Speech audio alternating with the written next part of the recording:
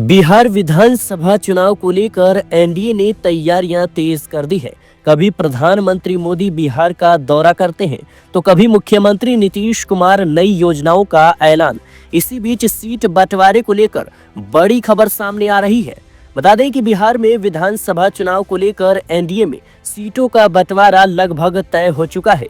BJP और JDU में बात फाइनल भी हो गई है।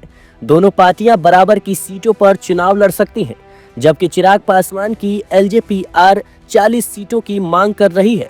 वहीं हिंदुस्तानी अवाम मोर्चा और उपेंद्र कुशवाहा की पार्टी आरएलएम के खाते में 6 से 7 विधानसभा की सीटें जा सकती हैं। सूत्रों के मुताबिक जेडीयू और बीजेपी 100 से 105 सीटों पर चुनाव लड़ सकती है। 2020 के विधानसभा चुनाव में जेडीयू ने 115 और बीजेपी ने 110 सीटों पर चुनाव लड़ा था।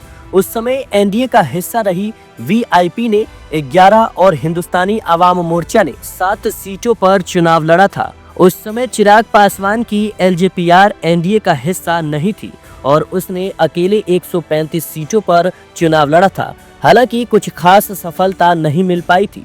भाजपा को 74 सीटें मिली, जबकि जेडीयू को 43 सीटें मिली।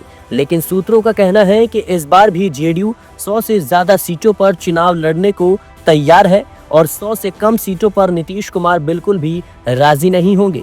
इस बार चिराग पासवान की पार्टी एलजेपीआर भी 40 सीटों की मांग कर रही है, लेकिन उसे लगभग आधी सीटें मिल सकती है। बाकी सीटें जीतन राम मांझी और उपेंद्र कुशवाहा को दी जा सकती है। अगर मुकेश सहनी एनडीए में वापसी करते हैं तो समीकरण बदल सकते हैं।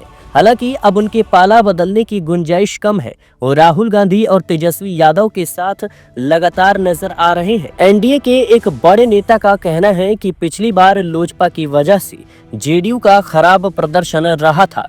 पार्टी के पास अभी भी बिहार के लगभग 10% वोट है।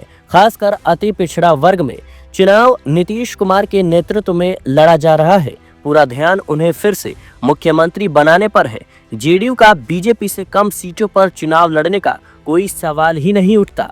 वहीं जेडीयू नेताओं का तर्क है कि लोकसभा चुनाव में जिसकी विधानसभा क्षेत्र में बढ़त है, उसे कम से कम उतनी सीटें मिलनी चाहिए। एनडीए के कुछ घटक दल भी चाहते हैं कि सीटों का बंटवारा स्ट्राइक रेट के हिसाब से हो। जीतन राम मांझी की हिंदुस्तानी अवाम मोर्चा और चिराग पासवान की एलजेपीआर अपना स्ट्राइक रेट बेहतर मान रही है। वे इसी आधार पर सीटों की मांग भी कर रही है। फिलहाल देखना होगा कि एनडीए में किस तरीके से बीजेपी और नीतीश कुमार की जेडीयू तालमेल बैठाती है।